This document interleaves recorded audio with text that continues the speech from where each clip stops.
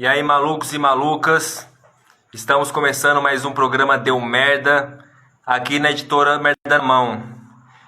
Hoje a gente tem um convidado muito foda, muito especial, porque ele tem um trabalho dentro do ativismo e da militância, né? Aquela militância real, que está no front mesmo, né? Não é uma militância de internet, é um cara que está mesmo dedicando a sua vida, né, através de suas ações, tentando contribuir para que, né, esse Estado genocida e segregador e racista tenha menos impacto nas comunidades.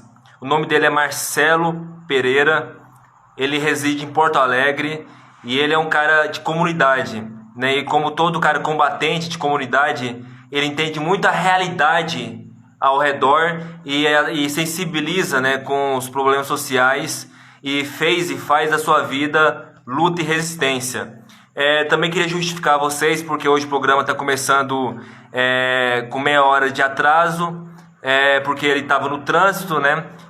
Como eu falei, ele é um cara que está sempre em movimento, sempre em diversas ações, e por isso que teve esse atraso, né?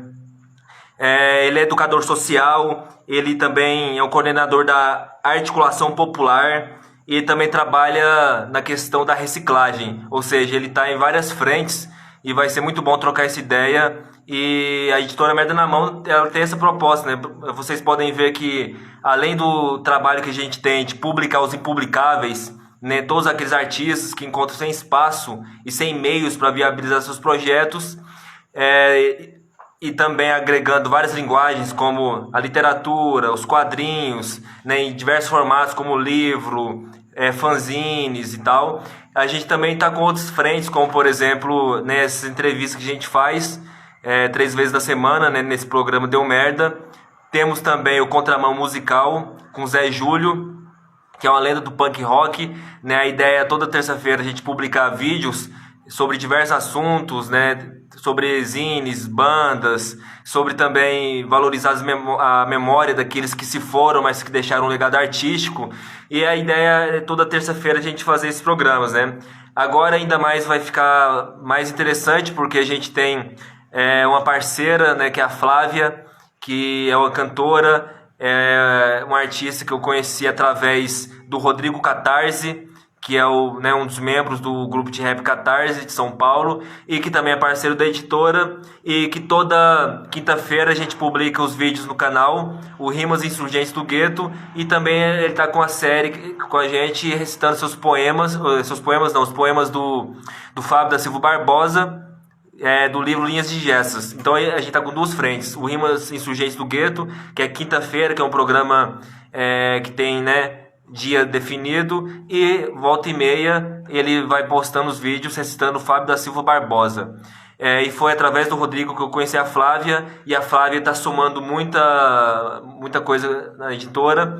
Ela vai ajudar a gente nessa parte das edições de vídeos, já que a gente tem muita ação, muito trabalho, muita produção, e é sempre bom quando novas pessoas, né, novos sangues entram e adentram, né, esse nosso universo louco, psicodélico, intenso, e que tem essa proposta realmente de agregar e ser um espaço de toda essa literatura marginalizada.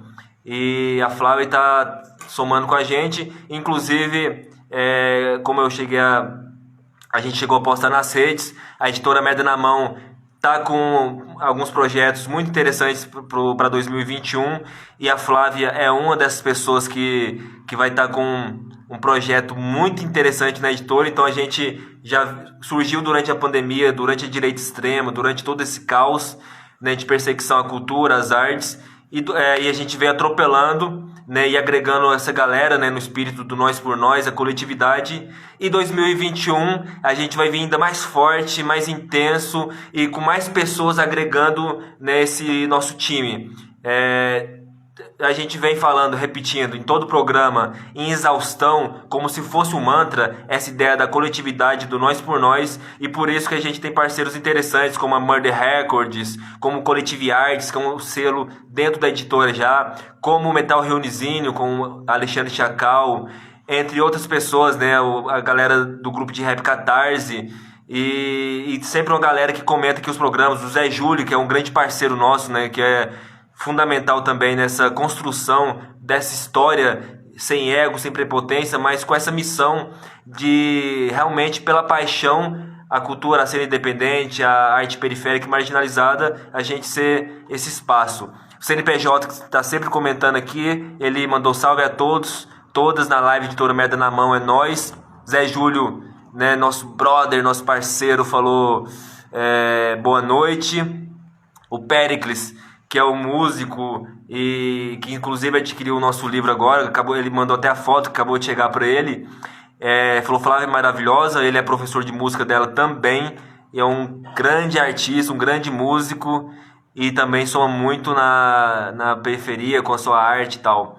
E o Zé Júlio comentou, grande Flávia, vem muita coisa boa, vai vir muita coisa boa em 2021, aguardem. Antes de colocar o Marcelo na conversa, queria mais uma vez lembrar a todos que o Poesia Podre acaba de ser lançado, né? Muito doido que no Instagram mostra o contrário, né? Mas dá pra vocês verem essa capa que ficou muito foda, do Guga Bucart, que é um artista plástico do Recife. As bordas feitas pelo Moisés, um designer de Porto Alegre. Além desses poemas viscerais, escatológicos, podres, nojentos, anticonvencionais, antifascistas, criados pelo Alexandre Chacal, esse maluco, né, integrante da banda Trecheira, e o Fábio da Silva Barbosa e Diego Cury, né? Fábio da Silva Barbosa e Diego Cury somos esses malucos que tivemos a ideia de criar essa editora, né? Fábio da Silva Barbosa é um monstro do underground e é uma puta honra estar participando com ele dessa editora Merda na Mão, publicando os impublicáveis. O livro, como a gente sempre ressalta, o preço dos livros é um preço em conta pra caralho, pra que chegue ao público, pra que fure esse mercado segregador que, né, como eu sempre repito, né, os preços exorbitantes, e isso impossibilita, né, que a galera tenha acesso aos livros. Então tá R$20 na mão, R$30 via correio. E lembrando que todos os autores e autoras que a gente publicar na Editora Merda na Mão, não vamos cobrar um centavo para publicar esses livros. Desde a diagramação, a todo o processo, todo o projeto, a gente está fazendo na ideia do nós por nós, da coletividade. E o autor ou a autora vai ter a chance de ter um livro desse de graça na mão, além de publicar, que já é caro pra caramba, ou seja, não pagar para publicar já é um grande adianto. E os livros, para os autores e autoras, vai ser sempre preço de custo, não vamos ganhar um centavo desses autores. Também eu queria aproveitar mostrar aqui o Rebocaído número 57 do Fábio da Silva Barbosa, acaba de ser lançado, tem a versão impressa e a versão digital, está no nosso blog editoramerdanamão.blogspot.com, a versão digital. E aqui saiu já mais um capítulo do Filósofo da Maconha, que é um quadrinho que vai sair pela editora, com o roteiro do Fábio e desenho de minha autoria. A gente lançou alguns capítulos no blog e vamos lançar um álbum impresso dentro em breve. E lembrando que também acaba de chegar esse material, Arte Obscura, é um material idealizado pelo Alexandre Chacal do Metal Reunizinium, e a editora Merda na Mão tá como apoiadores e tá como apoiador, e também tem inclusive algumas obras no campo das artes visuais de minha autoria. Então esse trabalho também ficou muito bonito, muito potente, muito foda. Agora eu vou colocar o Marcelo na conversa, quem tiver alguma pergunta faça, e lembrando que se o áudio estiver bacana vocês comentem, e vamos que vamos, botando ele na conversa. Lembrando que ele é um ativista, e a gente está agregando não só nesse nosso universo artistas, mas também a galera que usa da sua vida, da sua existência para contribuir de forma positiva nas periferias e comunidades desse mundão.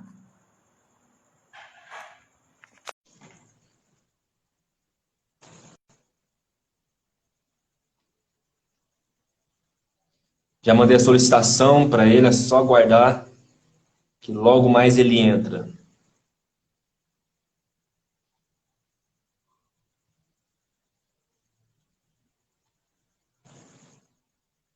CNPJ falou que o áudio e imagem está firmeza, massa. Salve, salve. Salve. Primeiro, cara, eu queria agradecer muito você ter aceitado o convite. Você tem um trabalho muito potente, né, nas comunidades. E além de agradecer e também ser uma puta honra, né, estar trocando essa ideia contigo, cara, eu queria começar esse papo do início, dos primórdios. Eu queria saber o que despertou você entrar na militância e tá tão engajado nessas questões sociais. É genético, né? Ah, a minha mãe, ela sempre teve envolvimento via pastoral, via Igreja Católica, pastoral da criança. Ela sempre teve na luta, né? Na comunidade, eu nasci numa comunidade aqui em Porto Alegre muito marginalizada e muito pobre, na Vila Maria da Conceição, onde eu vivi até os 24 anos. Vivi até mais tempo nela. E é uma comunidade que precisou muito das lideranças comunitárias para se desenvolver, né? Como ser vista como parte da cidade, né? Como na parte urbanística, na própria parte da assistência social, da alimentação. As pessoas tinham um problema gravíssimo aqui de não ter o que comer. Na década de 80, aqui nessa comunidade onde eu nasci. E a minha mãe muito enganjada na luta social, política também, mas social principalmente. E eu participava das reuniões com ela, da Pastoral da Criança, com o pessoal da Pastoral do Negro, da Mulher, do Trabalhador. E fui me enganjando em 1996, com acho que 14 anos. Eu fui numa plenária da Pastoral e comecei a me envolver. Mas aqui na Maria da Conceição é muito potente a questão da consciência negra, né? Na comunidade da Maria da Conceição. O que acontece? Deixa eu só me ajeitar aqui no microfone aqui. Me ouvindo bem? Tô ouvindo tranquilo. E quem Escuta tiver bem? tá bem. Tá ok. Estão me ouvindo ou não? Aí, galera, comenta aí se o áudio tá bacana. O áudio tá bacana sim, pode continuar. Não, beleza, a galera vai comentar. Agora Você tá me ouvindo também tranquilo? Agora eu tô te ouvindo bem, eu tinha colocado o microfone. E aí eu comecei a me envolver como ativista promovendo atividades culturais ali no Campo do Vermelhão, né? Conhecidíssimo local também. E fui indo. Depois, em 2001, eu me envolvi na Associação de Moradores. Fui 3 vezes presidente da Associação de Moradores. A gente tocou aqui um trabalho social bem legal. A gente tocou uma cozinha comunitária aqui, de 2006 a 2011. E todo ano a atividade cultural. Hip hop, cultura negra em geral, capoeira. E assim fomos indo.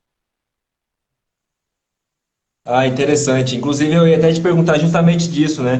Que você foi presidente da Associação de Moradores da Vila Maria da Conceição. E você falou que promovia questão de hip hop, cultura negra. Fala um pouquinho mais sobre esse trabalho dentro dessa associação. A gente trabalhava só cultura, né? A gente é muito potente, é uma comunidade muito potente em cultura. Tem uma escola de samba muito forte aqui, a Samba Puro.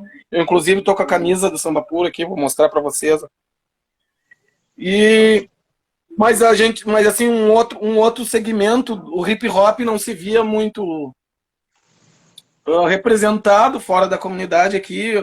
Capoeira também, a capoeira agregava no carnaval, mas ela também não se via representada.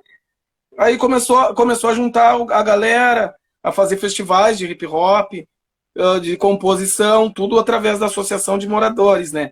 E outros parceiros, as pastorais, a própria Pequena Casa da Criança. E assim fomos indo.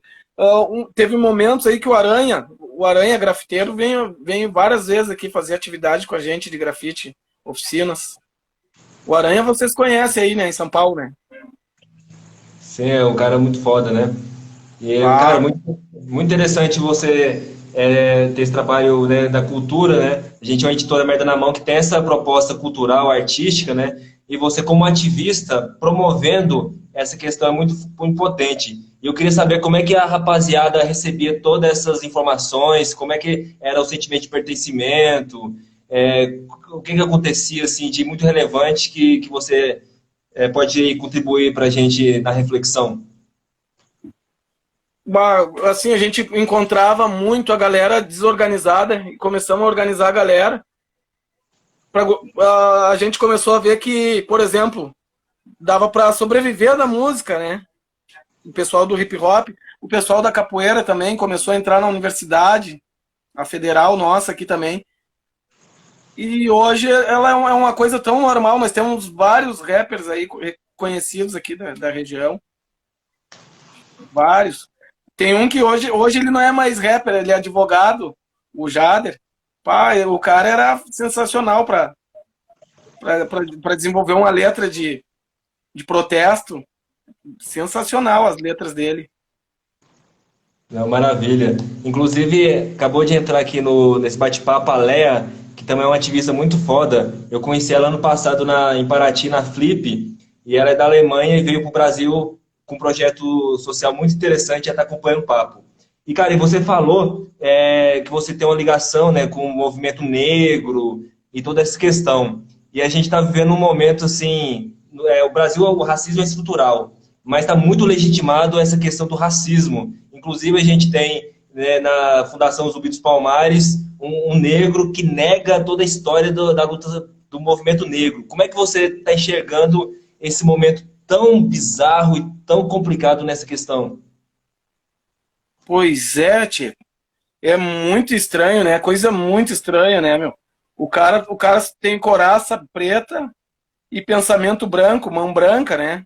O cara é muito bizarro mesmo. É muito bizarro. E negar a história. Aqui no Rio Grande do Sul nós temos um problema muito sério dos lanceiros negros. Né? Tu vai num desfile de 20 de setembro aqui, o lanceiro negro de bota, montado no cavalo, coisa que não existiu na história. O lanceiro negro foi o cara que ele foi traído aqui. Não sei se vocês conhecem a história no Rio Grande do Sul, dos lanceiros, da Revolução Farroupilha aqui, por causa era uma revolução que os vendedores de carne, os ricos, virou Revolução Farroupilha. Os caras que vendiam carne para o mundo, para o país, eles não aceitavam pagar muito imposto, e aí virou uma Revolução Farroupilha. E é uma história que ela é totalmente desvirtuada. Totalmente desvirtuada. Eles ofereceram para os lanceiros negros e para os índios a liberdade se eles fossem para a luta de Porongos. E lá em Porongos eles desarmaram os negros, os lanceiros negros, e entregaram para os inimigos. Foi o maior massacre. O cara que fez todinha essa cagada aí, o Davi Canabarro, ele é tratado como herói no Rio Grande do Sul. Muito foda. Sim, essa história é abafada, né? As histórias reais, né? Os carrascos, quem mata, os bandeirantes, toda essa galera que assassinou, estuprou os indígenas, tem monumentos, né, no Brasil todo, né? E fora do Brasil está tendo essa destruição desses estados, né? Eu acho que o Brasil também tinha que resgatar a sua história e entender que todos esses heróis que a gente aprende nos livros foram assassinos, carrascos do povo, né? A gente tem que fazer esse resgate histórico.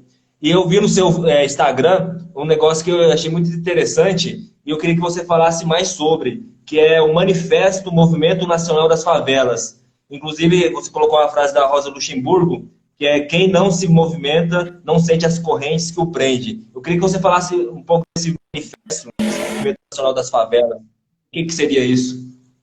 O Movimento Nacional das Favelas é uma articulação entre favelas do Brasil todo. Ele vai ser lançado ano que vem no Nordeste brasileiro, pelo André Constantino, lá do Rio de Janeiro, para reorganizar a favela.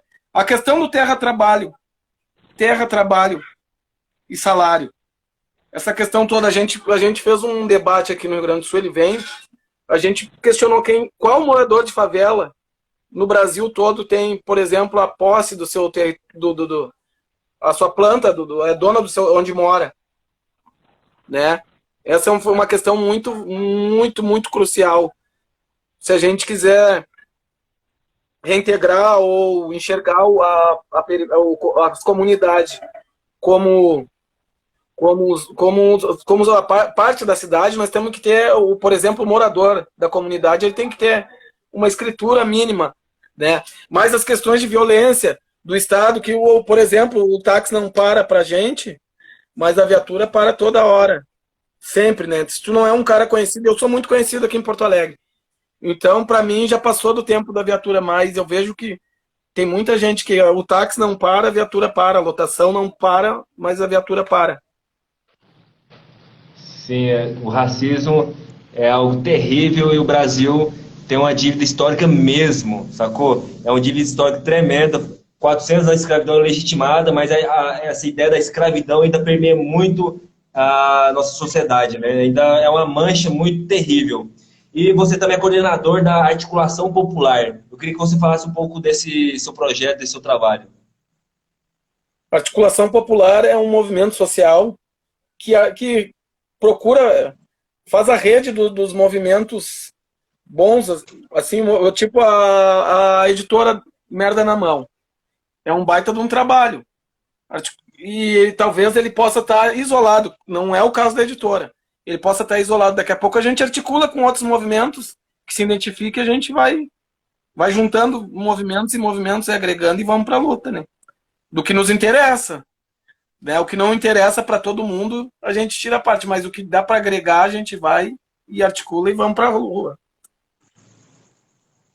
Sim, é fundamental essa coletividade, né? A gente sempre repete que como mantra na editora, e de forma exaustiva, e todo programa eu falo, a gente sempre fala que é nós por nós, coletividade. É importante que as comunidades, as periferias comecem a entender que nós somos fortes, né? Existe uma indução social que induz que a gente é inferior, que a gente é menor, que a gente é pequeno, mas se for ver, a gente é muito mais forte, que a gente atravessa lama atrás de lama e a gente ainda mantém resistente, ainda mantém com alegria, com música, com arte, com toda essa questão. E, cara, a gente sabe que a polícia e a violência do Estado não parou em nenhum momento, nem durante a pandemia. Inclusive, a gente entrevistou aqui o Paulo Escobar. Para quem não conhece, Paulo Escobar tem um trabalho muito foda em São Paulo, com a Cracolândia, ele é um educador social como você, e ele inclusive lançou um livro que é um trabalho poético sobre a pandemia, como que a pandemia está afetando muito os mais pobres, né? Inclusive ele tem até um poema que eu recitei no nosso canal, que fala justamente da polícia continuando sendo violenta e não cessando o fogo nos pretos e nos marginalizados. Eu queria que você falasse como é que Porto Alegre está essa questão da pandemia e a questão da violência durante esse momento tão difícil que a gente está vivendo. Porto Alegre tá tentando, né? Tentando passar por desse momento de pandemia.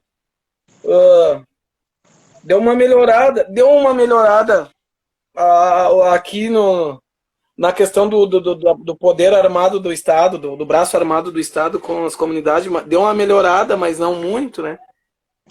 Mas é meio fosco. Agora eles abriram um concurso para novos policiais, eles vêm do interior, a gurizada nova tem que ver o peito deles estufado dos alemão, né?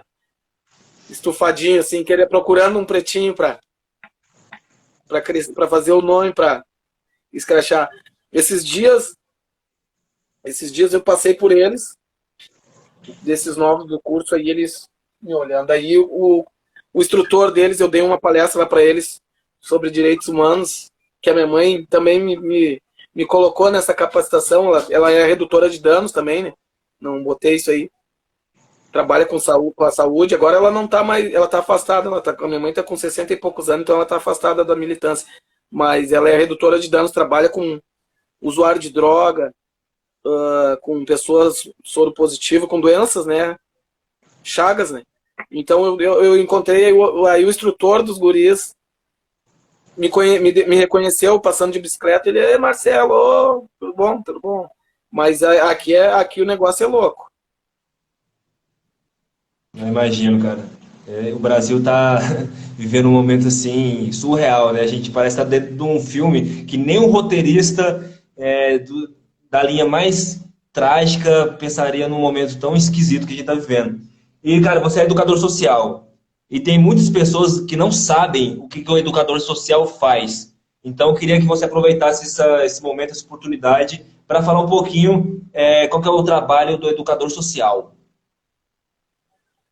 Bom, o educador social, ele é a continuação da escola para quem não está quem não tem problema assim, quem não precisa da assistência da política de assistência social.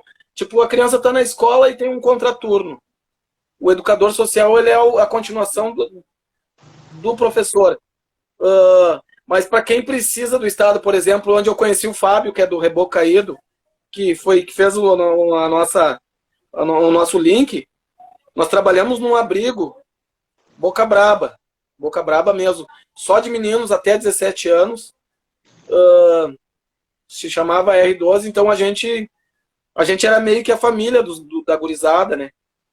A família, muito nunca viram, nem sabe o que é pai.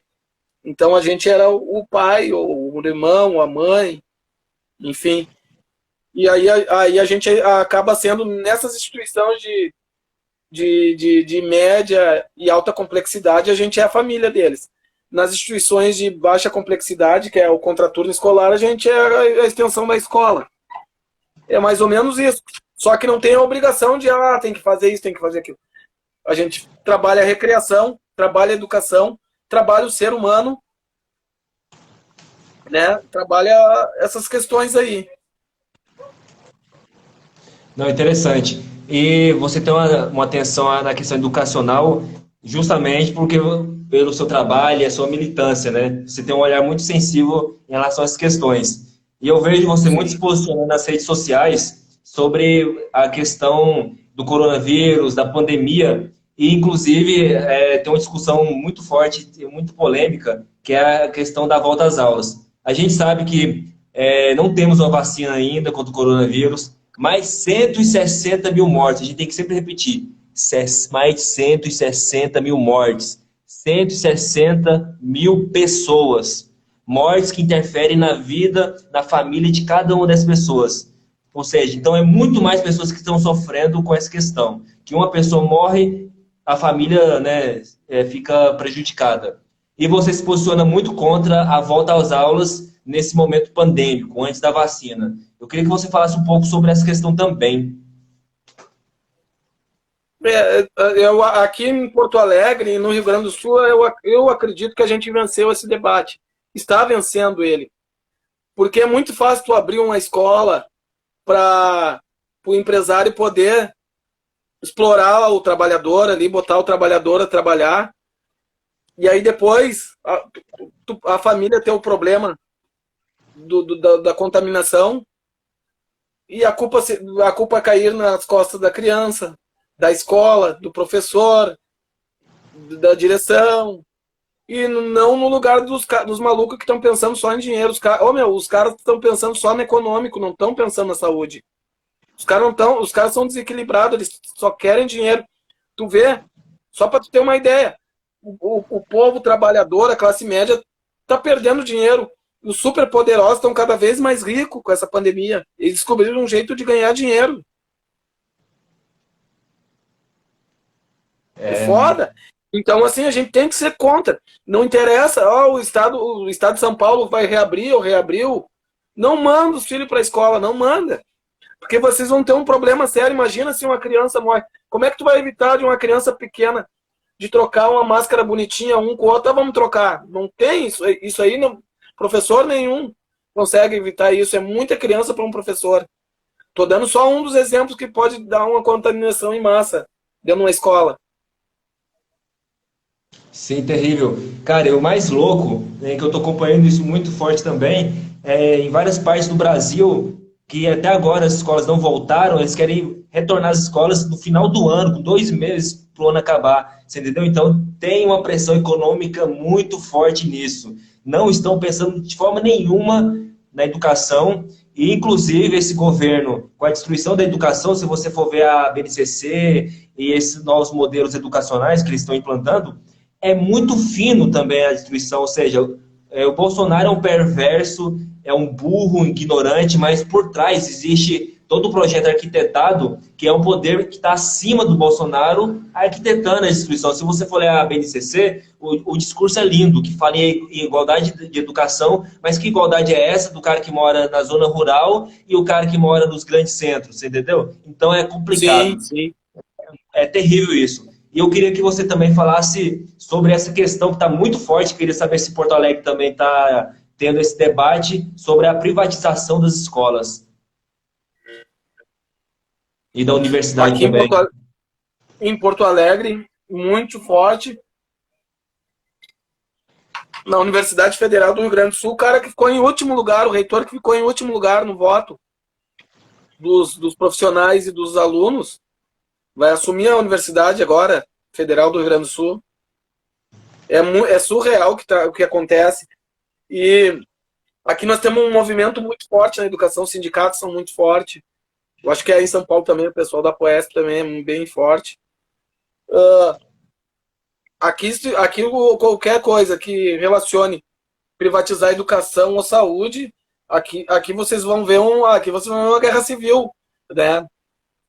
Vai ter todo dia o cara na porta da prefeitura, meia dúzia de louco, mas é louco, ou na porta do governo do estado. Né? Na porta do governo do estado, os caras já estão acostumados a se acorrentar ali na porta do palácio do governo.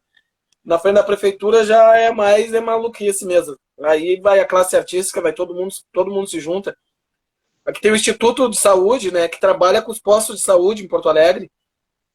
O prefeito entrou com ação na justiça para eliminar, eles conseguiram eliminar, vão desempregar 1.200 médicos e enfermeiros aqui em Porto Alegre. Tu tem que ver o movimento que foi do povo, tanto a comunidade quanto a classe trabalhadora, né, da saúde. Então, aqui não é muito, aqui é uma coisa, não sei como é que é no resto do Brasil, mas aqui é meio as coisas que não interessam para a população. Aqui eles têm que rebolar para botar. Apesar que eles aprovaram umas coisinhas aí no estado, aqui no Rio Grande do Sul, aqui durante a pandemia aí nos ralaram um pouquinho. Plano de carreira do funcionalismo público, né? E eu acho que o funcionalismo público no Brasil ele está sendo massacrado, assim como a população em geral, né? Mas ele está sendo marginalizado. Se eu não me engano, nós temos 12 milhões de funcionários públicos no Brasil. São 12 milhões de trabalhadores, médicos, policiais, lixeiros, enfermeiros, professores.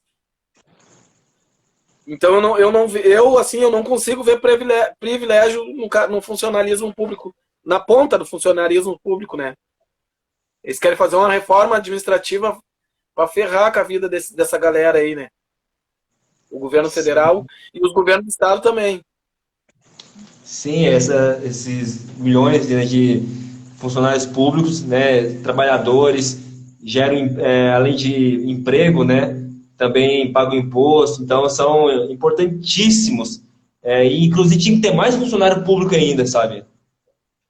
E tu quer ver, né? E o mais engraçado é que nessas reformas não entra o militar, que é a turma que é os amigos do rei, não entra o judiciário, que são os caras os mais beneficiados de todos, os caras que são, né?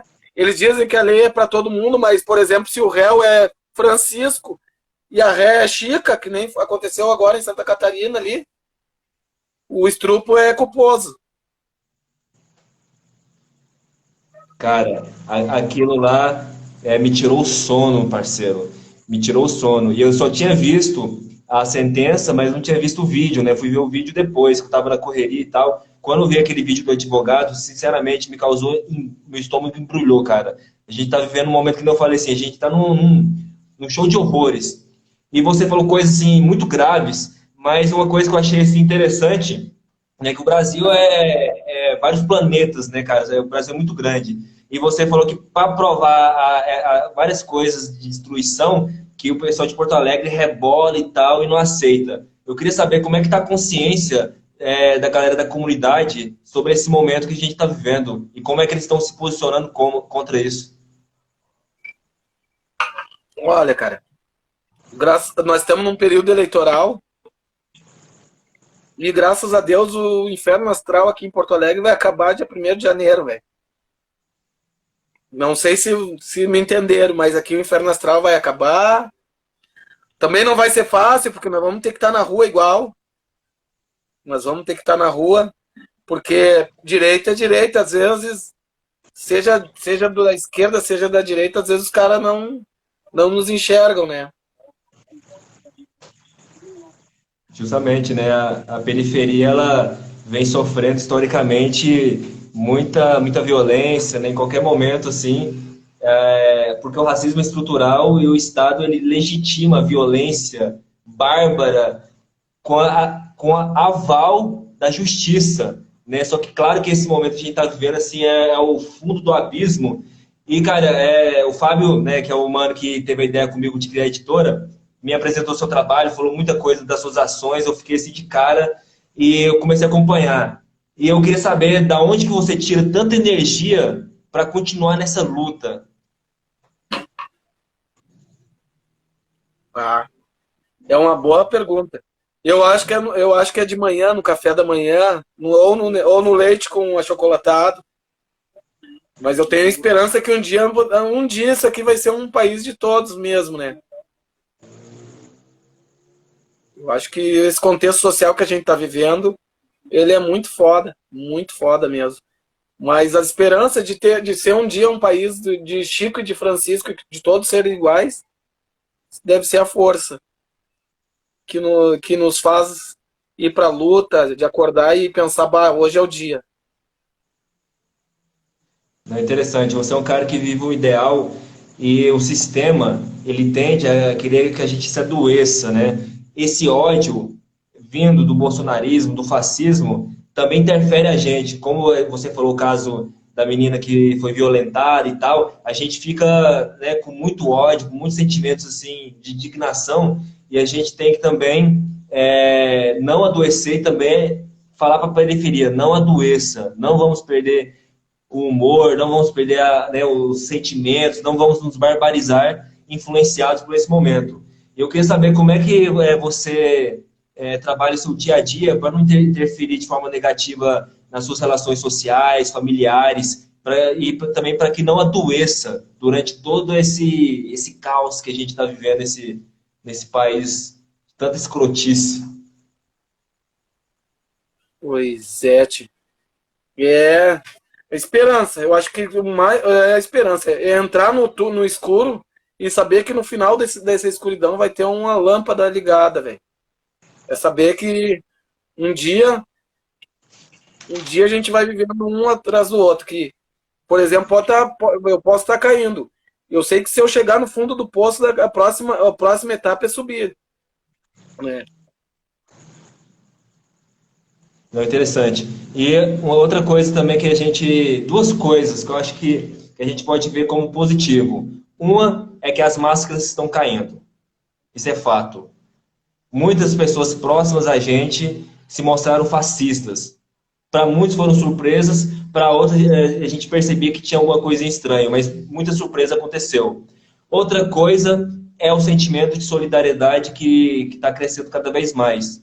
Mas eu queria levar a pergunta para um outro caminho que interage muito com isso. A gente sabe que o Brasil é desigual, que a questão, né, das pessoas de rua é algo assim, muito grande, muito vasto, mas com a pandemia isso se intensificou, né? Principalmente no começo, as ruas desertas e muitas pessoas perceberam, assim, caiu a ficha, tanto pessoas, eu não gosto de falar morador de rua, porque a rua não é casa, né? Eles são vítimas sociais. Então, muitas pessoas em abandono na sua social. Como é que você enxerga esse momento também das pessoas reconhecerem isso e passarem também a ser solidárias? Muitas pessoas que não eram solidárias também passaram a ser nesse momento. Você está vendo isso? Ou muitas pessoas que a gente não via, né? Muitas pessoas que a gente não via ser a solidariedade dela eram anônimas, né? E a gente acabou na batalha vendo. Agora que entrou aqui na sala a dona Irene, uma grande amiga nossa aí. A gente andou fazendo algumas atividades para arrecadar recursos para alimentos para a comunidade da Vila Maria da Conceição e em outros lugares. A dona Irene foi uma das que nos incentivou bastante. E assim, muita gente, eu encontrei muitos anônimos na rua, ajudando a população de rua, a população das comunidades carentes, como essa aqui que nós estamos falando, na Maria da Conceição. E eu achei muito legal mesmo. Também teve muita solidariedade midiática, né? Muita gente entregando a marmita na mão do pobre desgraçado e tirando uma selfie rindo. Mas isso aí foi demais. Me espantou muito aqui em Porto Alegre esse tipo de gente, assim, que dava cesta básica para pessoa triste. Ah, peraí, vamos tirar uma foto, fulano. Lideranças comunitárias aqui da comunidade, de outros lugares também fizeram isso, e para mim foi terrível expor as pessoas, expor a tragédia das pessoas, né, de não ter o que comer, ter que depender de doação, né. Cara, e aí a gente viu coisas assim terríveis, né? Como por exemplo, a esposa de um determinado governador falando que não podemos ajudar as pessoas em situação de rua porque elas querem ficar naquela situação, que é privilégio, porque elas não trabalham, elas vivem bem, você entendeu? E aí, também a gente viu, por exemplo, no Rio de Janeiro, né, a galera da comunidade distribuindo marmitas e um dos jovens foi assassinado pela polícia. Queria saber, a gente está nos últimos minutos, queria que você falasse um pouco se você, dentro desse trabalho social, já sofreu agressões, tanto físicas quanto verbais, durante essa sua caminhada. Muito, muito, muito. Já tive muita batalha física, verbais, emocionais. Tive várias. Tanto com o braço armado do Estado, quanto com pessoas privilegiadas, que se sentiam ofendidas com a nossa luta. Mas graças à nossa vontade, ao nosso combustível, nós sempre vencemos, nunca perdemos, nunca deixamos de fazer as coisas, né? Teve um certo momento na escola, por exemplo, nós estávamos fazendo uma atividade na escola, o Estado não tinha dinheiro para pintar a parede, capinar, limpar a escola, e a gente fez um mutirão. E nesse certo momento, foi 3 dias, a gente montou uma equipe, fez meninos e meninas, a gente fez tudo que tinha que ter feito, aí faltava limpar na frente da escola. Aí veio uma viatura, abordou toda a gurizada de enxada, de material de trabalho braçal na mão, né? Ferramentas. E aí eu me apresentei como liderança, né? O que está acontecendo? Pá, eles não aceitam ser questionado. Ainda mais se não te conhece. Eu parecia que estava de aniversário naquele dia. Eu não me esqueço. Foi em outubro de 2001. E eu tomei tanto abraço de brigadiano. Brigadiano é a polícia militar aqui que a gente chama. A gente chama de brigadiano aqui. Eu fui abraçado por tanto brigadiano, mas foi bem positivo, porque eu também me senti valorizado pela escola, porque a diretora, a vice-diretora, o cozinheiro, a tia da limpeza, os meus colegas foi todo mundo pro pau junto comigo. Ali eu me senti o bambambam, muito valorizado mesmo. Ali eu digo, pá, que legal. E vou fazer o mesmo por todos que tiver comigo. Massa, massa. A Flávia K, que é uma cantora, né? Ela é mineira, mas mora no Rio. E ela é uma parceira muito forte da editora, né? Ela está agora muito por dentro das nossas ações. Ela fez um comentário interessante que autogestão e ação de... peraí, sumiu aqui o comentário. Autogestão e ação direta. Este é o momento de mostrar a inunidade do Estado. É nós por nós. Cara, queria que você, para finalizar, porque tem muitas pessoas que podem talvez se interessar também em entrar nessa luta, nessa caminhada, né, como educador social, que eu acho que é um trabalho assim difícil, um trabalho assim que necessita de energia, de força e também movido por paixão, por um ideal. Eu queria saber que você falasse quem quiser trabalhar com educador social, o que precisa, de que forma as pessoas podem conseguir entrar nesse caminho também de educador social, para quem interessa, quem tem uma sensibilidade e quer mergulhar nisso. Existem várias formas, né? Primeiramente, aqui no Rio Grande do Sul, por exemplo, o cara tem que ter um ensino médio. Várias instituições capacitam, né, o educador social, eles te ensinam a lei, bem bonitinho como é, te ensinam como tratar, te ensinam na prática, a ver como é que funciona numa instituição. E tu pode ser um educador social informal. Eu tenho 2 horas livres, né, por mês, eu quero trabalhar como educador social. Procurar uma organização social comunitária que tem o trabalho, muitas vezes eles precisam. E assim, por exemplo, eu toco violão. Pode ensinar o cara a tocar violão. Eu escrevo, eu sou poeta. Tu pode ser um educador social sendo poeta, usando da tua arte. Eu sou pintor de parede, eu faço quadros. Pode ser um educador social. Sem deixar de ser o que tu é. Tu pode ensinar a tua arte para um jovem, um adolescente, uma pessoa de idade. Não, interessante, porque nessa série de entrevistas que a gente está fazendo aqui na editora, a gente entrevistou vários artistas que também são educadores sociais. O Fábio, que é o mano da editora também, é um educador social.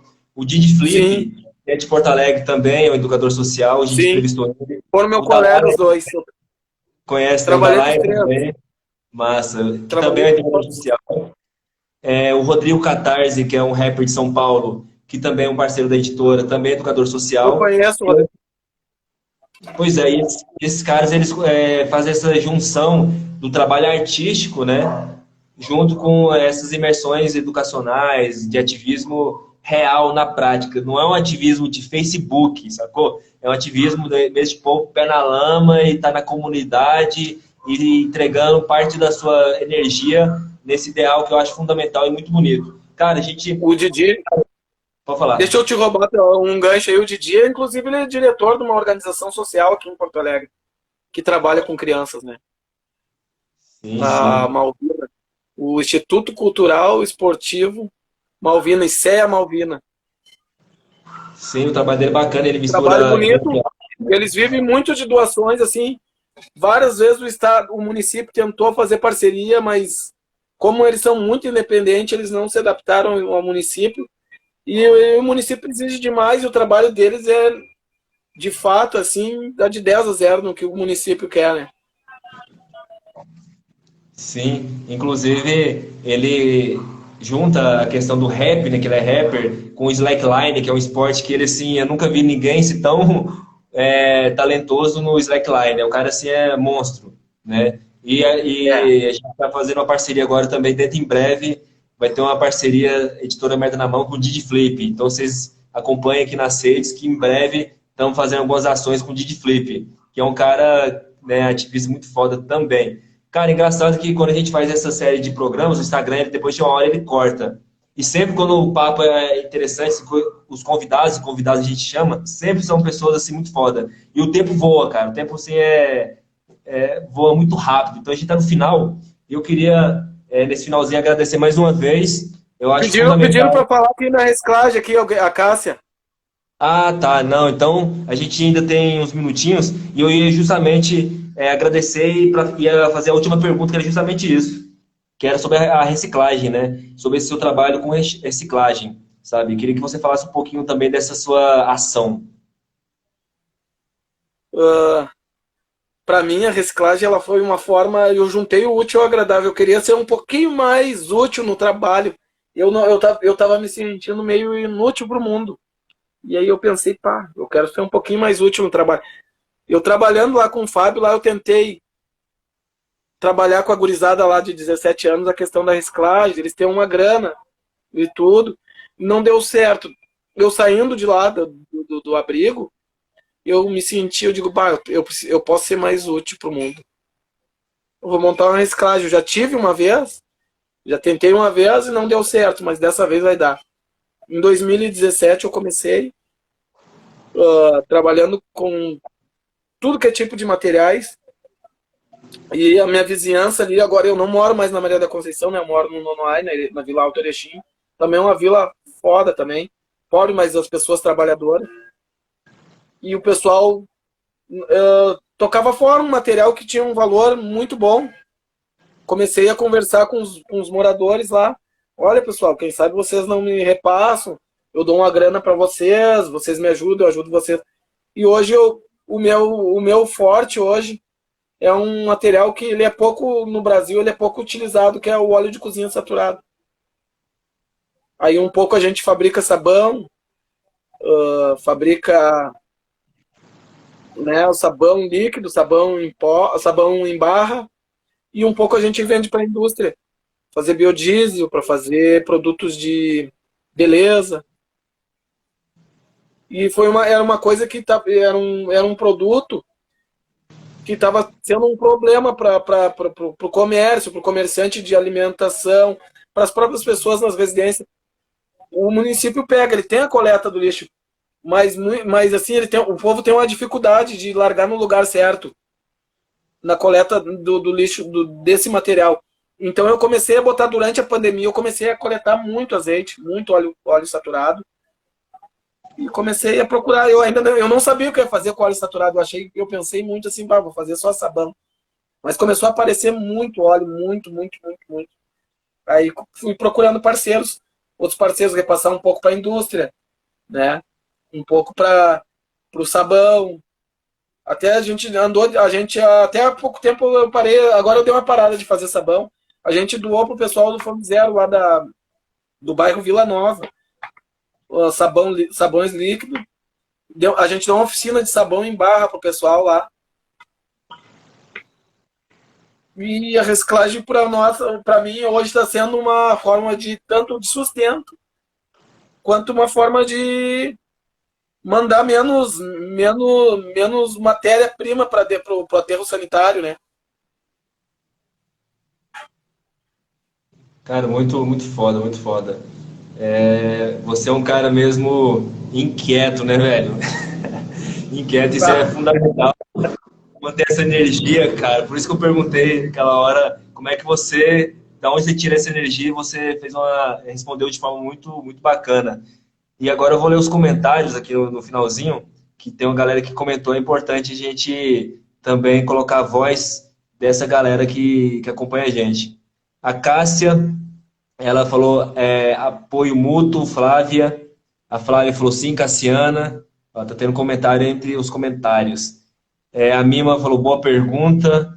Né? Não sei qual pergunta que foi, mas valeu. A Flávia falou educação social, escolas libertárias. Esse é o caminho. A Cássia tinha falado para você falar de reciclagem, você falou agora. E a Cássia falou que foda, sou gaúcho também. Não conhecia esse queridíssimo. Prazer enorme. Obrigada pela oportunidade. Live linda. Pô, é isso que é interessante, né? Essas imersões que a gente faz, porque a editora Merda na Mão sempre repete como um mantra do nós por nós, coletividade. E a gente é uma editora que não tem fins lucrativos. A gente quer realmente publicar essa galera que não tem espaço, a galera periférica, a galera trans, né, a galera preta, que a gente sabe que existe uma vasta produção do Brasil, mas o mercado editorial visa lucro e visa também silenciar essas vozes. E a gente também não tem essa pretensão. A editora Merda na Mão vai ser nossa parceira. Não sei se tu chegaste a olhar no meu Instagram ali. Em dezembro nós vamos lançar a Universidade Popular, viu? Bacana, bacana. Não, vou fazer, claro, que nem eu falei, você é um inquieto e você sempre está querendo fazer coisas, né? E a gente também tem essa inquietação e vai ser uma parceria muito bacana. A gente está agregando umas parcerias muito foda, cara, com muita galera aí que a gente, aos poucos, a gente vai divulgando nas redes, né?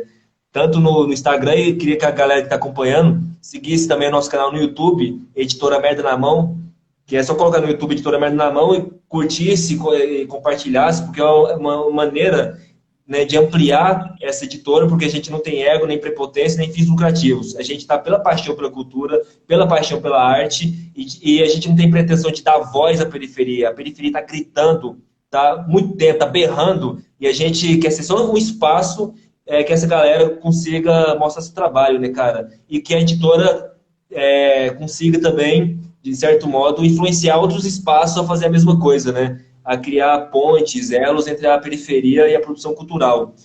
E, cara, porra, foi muito foda esse papo. Conhecer um pouquinho mais do seu trabalho, que eu já venho acompanhando, né, através dos diálogos com o Mano Fábio, que sempre fala de você, e também vendo as suas postagens e todo esse, A esse Flávia tem trampo. uma ideia para a universidade ali, ela deixou no comentário ali. Deixa eu ver aqui. Ah, tá. Ela falou, tem uma ideia para a Universidade Popular. Me É adiciona mais. bem-vinda, toda ideia é bem-vinda. Olha, essa Flávia, ela é uma obsessiva. Ela, quando ela entra para fazer uma coisa, ela é muito inquieta também. Por isso que também ela tá com a editora, tá muito forte com a gente. E estamos com uma parceria muito bacana. A Flávia é cantora, ela tem uma ligação com o rap combativo, saca? E eu conheci ela através do Rodrigo Catarse. E o Rodrigo Catarse, Sim. porra, é um monstro, né, cara? Se ele apresentou, a gente dá uma atenção e ela é foda.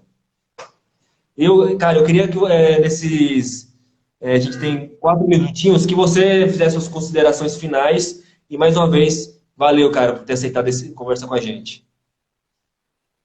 Eu queria agradecer ao Fábio por ter linkado a gente aí, né? Fábio Barbosa, do Reboco Caído. Cara sensacional.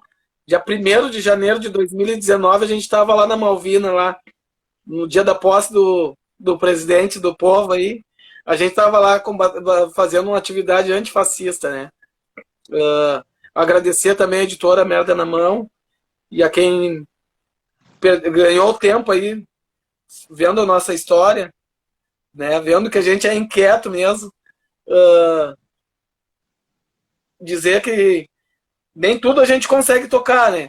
Eu, o Fábio e a galera tentou fazer um festival em homenagem a um cara, um jornalista que morreu de frio aqui no centro de Porto Alegre, a gente não conseguiu, mas o ano que vem a gente quer tentar fazer, né? Também querer uma parceria da Flávia, querer a parceria da editora, de vocês aí, de quem está nos vendo, agradecer mesmo. E se quem tiver vontade de ajudar, de querer ir para a luta, não precisa nem pensar, não precisa estar articulado hoje. Mas assim, por exemplo, às vezes o teu vizinho tem uma criança ali que precisa de uma ajuda para estudar em casa. Isso aí tu já está sendo solidário, tu já está fazendo alguma coisa pelo cuidar da comunidade, cuidar do bairro, cuidar dos vizinhos, cuidar de si, da saúde. Foi um prazer mesmo. É isso aí, a Flávia falou, tamo junto, conta comigo. E para finalizar, somos uma editora antifascista, antirracista, anti-homofóbica, e é isso, editora Merda na Mão, publicando os impublicáveis.